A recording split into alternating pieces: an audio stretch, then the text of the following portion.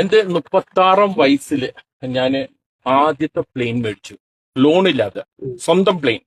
ഇന്നൊക്കെ നമ്മൾ ഇൻസ്റ്റ എടുത്ത കാറ് മേടിച്ച വലിയ സെലിബ്രേഷൻ അല്ലേ. ഞാൻ 36 വയസ്സിൽ ആദ്യത്തെ പ്ലെയിനെ മേടിച്ചു. കോൺഫിഡന്റ് ഗ്രൂപ്പ് ഉടമ നമ്മുടെ CJ റോയിയുടെ ഡയറിയിൽ നിന്ന് നിർണായക ചില വിവരങ്ങൾ കണ്ടെത്തി എന്നതാണ് സൂചന. ജീവനൊടുക്കാൻ റോയി നേരത്തെ തീരുമാനിച്ചുറപ്പിച്ചിരുന്നതാണ് വിവരം. ആത്മഹത്യാക്കുറിപ്പിന് സമാനമായ വിവരങ്ങളാണ് ഡയറിയിൽ നിന്ന് കണ്ടെത്തിയത്. കുടുംബത്തോട് ക്ഷമ ചോദിക്കുന്നുവെന്നും വിദേശ സംരംഭങ്ങളിൽ തിരിച്ചടി നേരിട്ടെന്നും കുറിപ്പിൽ പറയുന്നു. കുറെ കാലമായി കൂടെയുള്ള നിക്ഷേപകരെ സംരക്ഷിക്കണമെന്നും കുറിപ്പിൽ ആവശ്യപ്പെടുന്നുണ്ട്.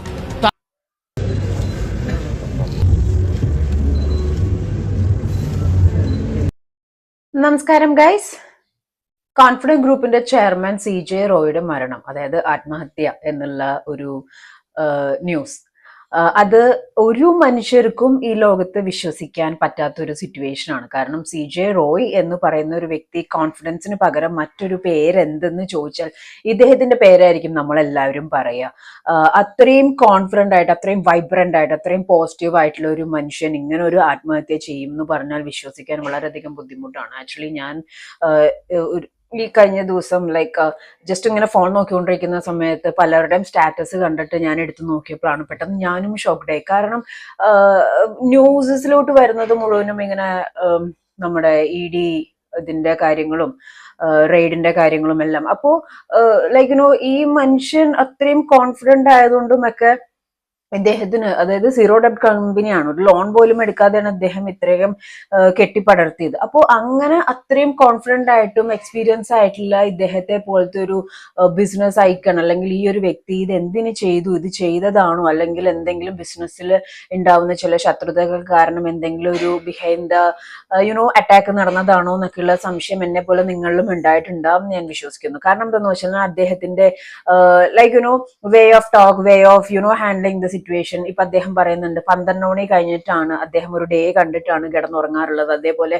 36-ാമത്തെ വയസ്സിൽ പ്ലെയിൻ വാങ്ങിച്ചതാണ് അദ്ദേഹം. അപ്പൊ എല്ലാം ഇദ്ദേഹത്തിന്റെ ഒരു ഹാർഡ് വർക്കിൽ നിന്നും ഉണ്ടായതാണ്. ഒരു ഡെറ്റും ഒരു ലോൺ പോലും ഇല്ലാതെ ഇത്രയും കെട്ടിപ്പടർത്തിയ മനുഷ്യൻ, അതൊന്നും അത്ര ഈസി അല്ല. ഒരുപാട് സ്ട്രഗിൾ ചെയ്തിട്ടുണ്ടാവും, ഒരുപാട് കാര്യങ്ങൾക്ക് പേഷ്യൻസ് ലെവൽ, കോൺഫിഡൻസ്, മാനിഫെസ്റ്റ്, അങ്ങനെ പല രീതിയിലും അത്രയും ഹാർഡ് വർക്ക് ചെയ്തിട്ടുണ്ടാക്കിയ ഒരു വ്യക്തി പെട്ടെന്ന് ഇങ്ങനെ ഒരു സംഭവം ചെയ്തു എന്ന് പറയുമ്പോൾ, ആൻഡ് ആഫ്റ്റർ ഡെത്ത് ഓൾസോ ഇവര് റെയ്ഡ് നടത്തിയിരുന്നു എന്നും എല്ലാം പറയുന്നു. അതുപോലെ ബ്രദർ പറയുന്നുണ്ട് ഇവരൊക്കെ ഈ റെയ്ഡിന്റെ ആൾക്കാർ ഭയങ്കരമായിട്ട് സ്ട്രെസ് കൊടുത്തിരുന്നു. അപ്പോ ബ്രദറായിട്ട് വിളിച്ച് സംസാരിച്ച കാര്യങ്ങളെല്ലാം ഉണ്ടായിരുന്നു. അപ്പോൾ ഇതില് ആൻഡ് എനിക്ക് തോന്നുന്നു ഇത്രയും വലിയൊരു സംഭവം നടന്നിട്ട് ഇൻഫർമേഷൻ, അതായത് സോഷ്യൽ മീഡിയയിലാണെങ്കിലും ഇൻഫർമേഷൻ രീതിയിൽ ഇതിന്റെ ഒരു അൾട്ടിമേറ്റ് റീസൺ അറിയാൻ കുറച്ച് വൈകി എന്ന് എനിക്ക് തോന്നുന്നു. ആൻഡ് ഇപ്പോൾ ഫൈനലി വന്നിരിക്കുന്ന ഒരു സംഭവം, ഇദ്ദേഹം നേരത്തെ മരിക്കാൻ തീരുമാനിച്ചിരുന്നു.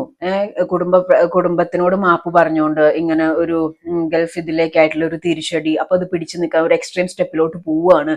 അപ്പോ നിലവിലുള്ള ആൾക്കാരെ, അതായത് നിലവിലുള്ള ഇദ്ദേഹത്തിന്റെ ബിസിനസ് റിലേറ്റഡ് ആയിട്ടുള്ള ആൾക്കാർ, അല്ലെങ്കിൽ അവരെല്ലാം സേഫ് ആക്കണം എന്നൊക്കെ പറഞ്ഞിട്ട് ഓൾറെഡി ഒരു മറുപടി, അല്ലെങ്കിൽ ഒരു 9 പേജിന്റെ ഡയറി എഴുതി വച്ചിരിക്കുന്നു എന്നൊക്കെ പറയുന്നു. പക്ഷേ അതേപോലെ ഒരുപാട് ആൾക്കാരെ ഹെൽപ്പ് ചെയ്തിട്ടുണ്ട് ഇദ്ദേഹം. ഹെൽപ്പ് ഇൻ ദ സെൻസ് ഭയങ്കര കോൺഫിഡൻസ് ആയിട്ട് ലൈഫ് എന്ന് പറയുന്നത് അദ്ദേഹത്തിന് ഒരു ഹാപ്പിനെസ് മൊമെന്റ് ആണ്. അദ്ദേഹത്തിന് ഇനി ഒന്നും നേടാനില്ല, എല്ലാം നേടി. അത്രയും കോൺഫിഡന്റ് ആയിട്ടുള്ള ഒരു മനുഷ്യൻ ഇങ്ങനെ ഒരു സംഭവം ചെയ്തു എന്ന് പറയുമ്പോൾ still I am not able to believe. കാരണം ഇതില് പല ആൾക്കാരും പല കാര്യങ്ങളും എടുത്ത് സംസാരിക്കുന്നുണ്ട്. ഇദ്ദേഹത്തിന്റെ കയ്യിലോട്ട് എങ്ങനെ ആ ഒരു തോക്ക് വന്നു, അതല്ലെങ്കിൽ ഇത്രയും ഒരു റെയ്ഡ്, ഇത്രയും ഒരു കസ്റ്റഡി എന്നുള്ള രീതിയിൽ ഇരിക്കുന്ന സമയത്ത് ഇദ്ദേഹം എണീറ്റ് പോകുന്നു. നോർമലി ഷൂട്ട് ചെയ്യുകയാണെങ്കിൽ ഇങ്ങനത്തെ ഒരു ഷൂട്ടാണ് വരെ, എങ്ങനെ ഇങ്ങനത്തെ ഒരു ഷൂട്ട് വന്നു. അപ്പം കമന്റ് ബോക്സ് മുഴുവനും അത് എല്ലാവരും ഇതൊരു ആത്മഹത്യ, ലെറ്റ്സ് എ മർഡർ.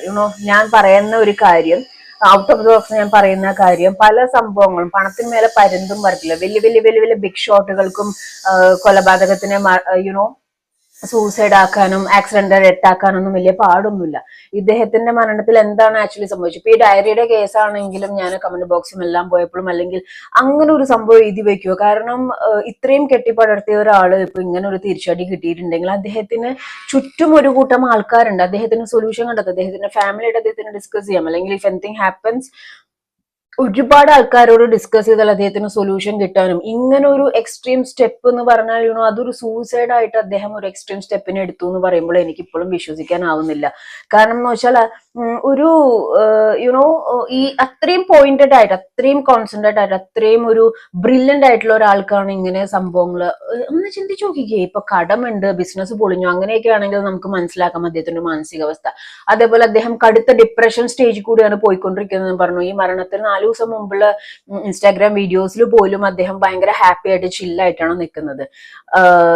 ലിറ്ററലി ഞാൻ പറയുകയാണെങ്കിൽ ഇങ്ങനെ ഒരു കൺക്ലൂഷനിലൂടെ ഈ കേസ്, അതായത് CJ റോയുടെ ഡെത്ത് അങ്ങ് മടക്കി വെക്കാൻ പോവുകയാണോ, അങ്ങനെ മടക്കി വയ്ക്കുമോ, എന്താണ് ശരിക്കും അദ്ദേഹത്തിന് സംഭവിച്ചത്? അദ്ദേഹം ഇങ്ങനെ ഒരു യുനോ എഴുതി വെച്ചിട്ട് ഇത്രയും കാര്യങ്ങൾ ചെയ്തു വന്ന അദ്ദേഹം ഒരുപാട് സ്ട്രഗിൾ ചെയ്തിട്ടുണ്ടാവും, ഒരുപാട് ടെൻഷൻസ് അദ്ദേഹം ഫേസ് ചെയ്തിട്ടുണ്ടാവും. എന്നാൽ പോലും അദ്ദേഹത്തിന്റെ വിൽ പവറും കോൺഫിഡൻസോടുകൂടി ഇത്രയും സംഭവങ്ങൾ ചെയ്തു വന്നിട്ട് ഇങ്ങനൊരു യുനോ തിരിച്ചടിയുടെ ഭാഗമായിട്ട് ഇങ്ങനെ ഒരു എക്സ്ട്രീം സ്റ്റെപ്പ്, അതായത് ഒരു സൂസൈഡ് എന്നുള്ളത് അദ്ദേഹം പ്ലാൻ ചെയ്യുന്നത് ഞാൻ വിചാരിക്കുന്നില്ല. ഇപ്പൊ ED റെയ്ഡിന്റെ ഒരു പ്രഷറും കാര്യങ്ങളൊന്നും ഇല്ല എന്ന് പറയുന്നു. ആരൊക്കെ എവിടേക്കോ സേഫ് ആവുന്ന പോലെ, അല്ലെങ്കിൽ ആരൊക്കെ എവിടേക്കോ ഒരു കഥ എഴുതുന്ന പോലെ, അല്ലെങ്കിൽ യുനോ ഇതിങ്ങനെ മതി, ഇതിന്റെ സ്ക്രിപ്റ്റ് ഇങ്ങനെ മതി എന്ന് പറഞ്ഞ് എവിടേക്കോ എന്തൊക്കെയോ സംതിങ് ഫിഷി എന്നുള്ള രീതിയിലൊരു തോട്ട് എനിക്ക് തോന്നുന്നു. അദ്ദേഹത്തിന്റെ ഏറ്റവും you know favourite like you know number, lucky number ആണ് 3. ഇദ്ദേഹത്തിന്റെ ഫാമിലി റിലേറ്റഡ് എല്ലാവരും, വൈഫ് ആണെങ്കിലും ബർത്ത്ഡേയും കാര്യങ്ങളെല്ലാം 3 ആണ്. അദ്ദേഹം മരിച്ചിരിക്കുന്നതും അങ്ങനെ ഒരു ഡേറ്റിൽ തന്നെയാണ്. പക്ഷേ കമന്റ് യുവർ തോട്ട് ഗൈസ്. നിങ്ങൾ എന്ത് ഈ ഒരു സൂസൈഡിനെ നിങ്ങൾ സൂസൈഡ് ആയിട്ട് കാണുന്നുണ്ട്? എനിക്ക് പല ലൂപ്പ് പോയിന്റും വെച്ച് നോക്കുമ്പോൾ, അതായത് ഷൂട്ട് ചെയ്യണ കാര്യമാണെങ്കിലും ഇങ്ങനെ ഒരു റേഡിലെ ഡിസ്കഷൻ ഇരിക്കുന്ന ഇടയിൽ ഇദ്ദേഹം അങ്ങനെ എനിക്ക് പോകുമ്പോൾ ഒരിക്കലും ഇദ്ദേഹത്തിനെ ഒറ്റയ്ക്ക് എണീപ്പിച്ച് വിടുന്ന എനിക്ക് തോന്നുന്നില്ല. അതേപോലെ ഇങ്ങനെ ഒരു ഷൂട്ടിനേക്കാളും നോർമലി ഇങ്ങനെയാണ് വരിക. അപ്പോ ബ്രദർ ഓൾറെഡി പത്രസമ്മേളനം കാര്യങ്ങളൊക്കെ വെക്കാൻ പ്ലാൻ ആക്കിയതായിരുന്നു. ഈ ഒരു സംഭവം വന്നതോടുകൂടി, ഡയറി കിട്ടി, ഈ ഒരു സംഭവം വന്നതോടുകൂടി ആ ഒരു പത്രസമ്മേളനമൊക്കെ റിമൂവ് ചെയ്തു. അതിന് മുമ്പ് തന്നെ മേ ബി ഇവരുടെ ഫാമിലിക്ക് കറക്റ്റ് ഐഡിയ മേ ബി കിട്ടിയിട്ടുണ്ടാവും. ഈ ഫാമിലിക്ക് ഇവർക്ക് ഒട്ടും ടെൻഷൻസോ കടോ കാര്യങ്ങളോ ഒന്നുമില്ല എന്നുള്ള ബ്രദർ ഓൾറെഡി പറഞ്ഞു കഴിഞ്ഞു. ആൻഡ് യുനോ ഇതിനകത്ത് ലൈക്ക് ആ ഒരു ഇതിന് ഇവര് സമാധാനം തരണം എന്നുള്ള രീതിയിലൊക്കെ ബ്രദർ സംസാരിച്ചാണ്. അപ്പൊ എനിക്ക് തോന്നുന്നു, അറിയില്ല, കംപ്ലീറ്റ് ഒരു ഡൗട്ട് ഒരു ടീമിലോട്ട് പോകുന്നു. അവർ തന്നെ തിരിച്ചിപ്പുറത്തേക്ക് ഇത് ഇങ്ങനെയല്ല, ഇങ്ങനെ ഒരു ഡയറിയിൽ ഇങ്ങനെ ഒരു കുറിപ്പുണ്ട്, ഓൾറെഡി പ്ലാൻഡ് ആണെന്നുള്ള രീതിയിൽ ഒരു സാധനം ഇവിടെ കുഴിച്ചു മൂടപ്പെടുകയാണ്. ഈ ഡയറി ഉള്ളതാണോ? ഈ ഡയറിയിൽ എഴുതിയത് ഇദ്ദേഹം തന്നെ എഴുതിയതാണോ? കാരണം കോൺഫിഡൻസ് ഗ്രൂപ്പിന്റെ ചെയർമാനായ CJ റോയ് എന്ന് പറഞ്ഞാൽ ഒരുപാട് ബിസിനസ് ആളുകൾക്കും ഒരുപാട് യൂത്തുകൾക്കും ഒരുപാട് സ്ട്രഗിൾ ചെയ്യുന്ന ആളുകൾക്കൊക്കെ ഒരു ഉത്തമ ഉദാഹരണമാണ്. കാരണം അദ്ദേഹത്തിന്റെ ഒരു കോൺഫിഡൻസ് ലെവൽ, നമ്മൾ ട്രൈ ചെയ്താൽ, നമ്മൾ കോൺഫിഡന്റ് ആയിട്ട് മുന്നോട്ട് പോയാൽ നമുക്കത് റീച്ച് ആക്കാൻ പറ്റും. അദ്ദേഹത്തിന്റെ കോൺഫിഡൻസ് വരെ പോയി അദ്ദേഹം സൂസൈഡിലോട്ട് തീരുമാനം എടുത്തു. ഒരു എക്സ്ട്രീം സ്റ്റെപ്പ് എന്ന് പറയുന്നത് സൂസൈഡ് ആയിരുന്നു. ഈ ഒരു തിരിച്ചടിയുടെ ഭാഗമായിട്ട് അദ്ദേഹം ഇങ്ങനെ ഒരു ഡിസിഷൻ എടുത്തു എന്ന് പറഞ്ഞാൽ ഇറ്റ്സ് വെരി ഡിഫിക്കൽട്ട്.